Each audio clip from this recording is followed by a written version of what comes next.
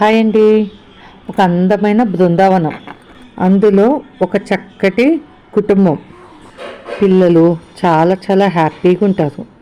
తల్లి పిల్లల్ని చూసుకుంటూ ఇంట్లో పనులు చేసుకుంటూ చాలా చాలా హ్యాపీగా ఉంటుంది. కానీ ఎంత పని చేసినా, ఎంత హ్యాపీగా ఉన్నా ఎక్కడో తెలియని బాధ. అలా ఆలోచిస్తుంటే ఒక్కసారి తనకు అనిపిస్తుంది, నేను కూడా జాబ్ చేస్తే ఎంత బాగుంటుంది అని.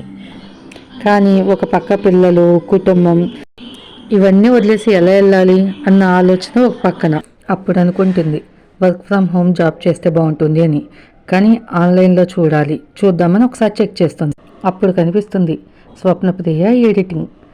ఇది ఆన్లైన్లోనే మనం ఈజీగా నేర్చుకోవచ్చు, ఎడిటింగ్ చేయించుకోవచ్చు అని తనని కాంటాక్ట్ అవుతుంది. ఇంకేముంది, ఆన్లైన్ జాబ్ చేసుకుంటూ హ్యాపీగా తన ఇంట్లో వర్క్ కూడా చేసుకుంటుంది.